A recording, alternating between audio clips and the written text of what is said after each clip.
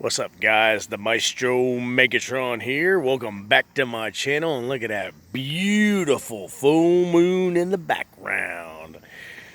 Anyways, hope you guys are having a good night. I know I am.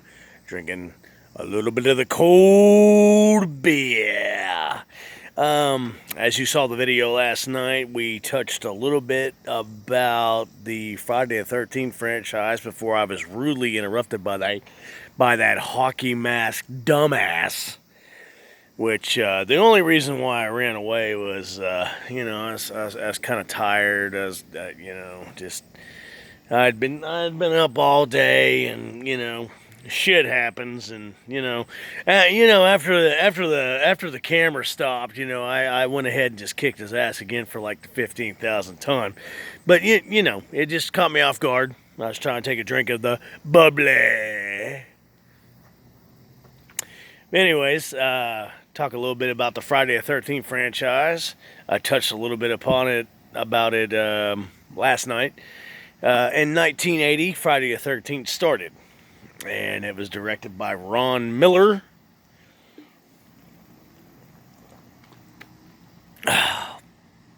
And it wasn't meant to be, with Jason Voorhees, the killer. Sorry, Victor Miller. It was directed by Victor Miller. Sorry about that. Little mistake there on my part, but on the Maestro Megatron, sometimes we make mistakes.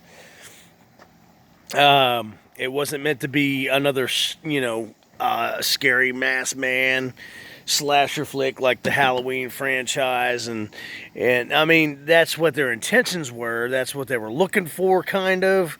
But it was just supposed to be just another basic slasher flick because that's after the 1978 success of Halloween, that's what they were going for, and that's what was going on in the horror movie industry back then, was slasher flicks.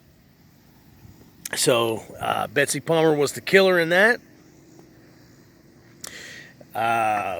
Pamela Voorhees, Mother Voorhees, if you will, and it was actually a pretty decent movie. It was very dark, a lot of suspense, a lot of the unknown.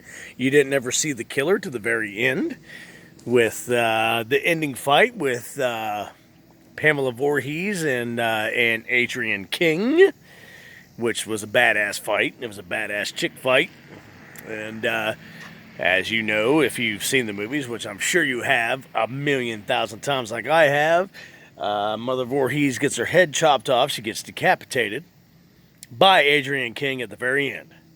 Now, cut and dry, blah, blah, blah. That was supposed to be the end of that.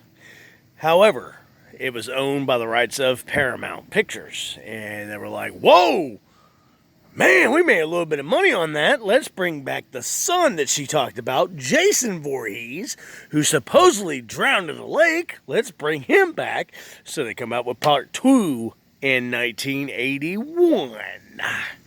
And that is a very good flick. And that's the Sackhead Mask Friday the 13th that I like to talk about. That's what I call it. That's where it's the Baghead Jason Voorhees. Now, that is a very good movie. It brings the same suspense, the same unknown, basically the same dark features, and I'm not giving away any spoilers. At the very end, who is it? Amy Steele is the one that kills him at the end with a machete right there to the shoulder, connecting to the trachea. Jason gone.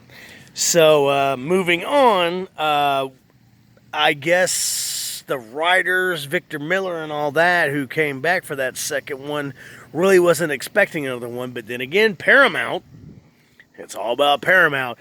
They're like, okay, let's make a third one because this is starting to pick up. This is starting to be a trend.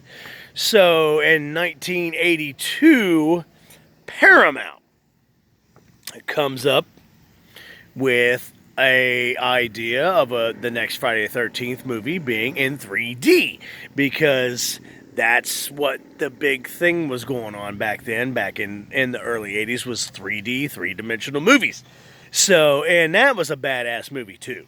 Different director, different writer. Tom Savini, however, came back once again for the special effects and the kills, and that's just a badass all around. Actually, Friday the 13th Part 3 is one of my favorite ones. It's the one that's most showed on regular TV. It's in 3D, and if you've had the opportunity to see it in 3D, it is a very badass Friday the 13th Friday the 13th movie in the franchise. And I mean, who can ask for anything more than Jason freaking killing everybody in 3 dimensions, coming at you right to your face. Don't really know if there was any plans for another sequel, but then Paramount's like, let's push out another one, Part 4. So at this point, the writers and Victor Miller are starting to get frustrated. They're like, we didn't want it to go this far. You know, what's going on with this? And they're like, okay, let's call it the final chapter. This is it. Let's kill off the Jason franchise. So, Friday the 13th, the final chapter was the name of this of Part 4, basically. And this time they meant it. It was the final chapter, so they say. And Corey Feldman, of course, as a young child, played in it. And again, it's a really good movie. And a different actor, a different stuntman, of course, played Jason once again. And it was a little bit more violent than parts 2 and 3 and even the first one. So for a long time, you didn't get to see the final chapter on regular TV. And even when they showed it on HBO back then, which this is back in 1984, they even cut out a lot of the violent parts because it was very, very violent because they thought it was going to be the last one. So, and at the very end, of course, Corey Feldman plays Tommy Jarvis, young Tommy Jarvis, who is an iconic name in the Friday the 13th series. He's the one that hacks and slashes up Jason 15,000 times, you know, in the famous ending scene, die, die, die. And that's how the franchise was supposedly supposed to end. So, moving on from that was 1984. And by the way, I gotta give note to Crispin Glover, who also played in Friday the 13th, the final chapter. The dance in the living room, that's probably the best part of the whole fucking movie on that one.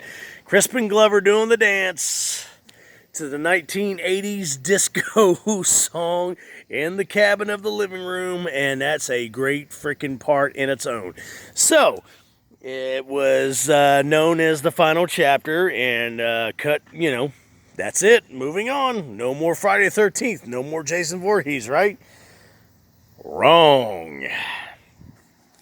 Friday the 13th, Part 5 comes out because once again, Paramount's like, okay, we're starting to make a bundle of money on this, which we've been making a bundle of money, but we can't end this guy. We just have to keep coming back with some more movies on this. So they come out with Friday the 13th, Part 5. A New Beginning, which is probably the stupidest title on any Friday the 13th I've ever seen growing up as a kid and as an adult now. As an adult maestro of the Megatron, it's just freaking ridiculous. They brought Tommy Jarvis back. It's supposed to be the grown-up Corey Feldman, but he's played by Tom Shepard, which he did a fantastic job. He's been locked up in a clinic all this time, but they decided to bring him back to the camp, the same camp, okay, where Jason slashed and hacked up his family, but now it's a counseling camp for the mentally ill. So they thought it was a great idea to bring Tommy Jarvis back for that, which is kind of really dumbass, anyways. But you know, who am I to judge? You know, I'm not Paramount.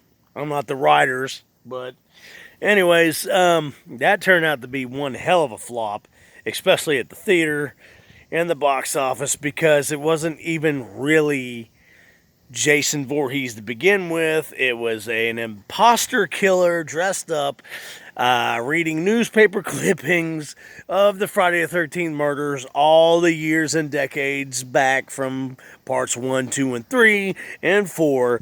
And, I mean, props to Tom Shepard in that role back then. He did a great job. His performance as the adult Tommy Jarvis, was really good. That was a really good flick. But no, it wasn't a really good flick. His performance was good. The flick itself was stupid ass, especially the ending, because at the very end they made it look like he was going to be the next Jason. If you watch the end, go back to part 5, A New Beginning. It was supposed to be the new Jason, A New Beginning. I don't even. It's such a stupid title. It was ridiculous bullshit. There was no sense in it. It shouldn't have happened, but Paramount was, once again, money and greedy hungry, and that's why they're not even in business anymore. They sold the rights anyways back in the day, Paramount did, to Dimension, which that's a whole nother story. Anyways, that's my part 1 to the Friday the 13th franchise. And I will give you part 2 tomorrow night or later on in the future. But that's my parts 1 through 5 review. Hope you guys enjoyed it. I'm the Maestro Megatron. Welcome back to my channel. Thank you for watching. Like and subscribe. Maestro Megatron out.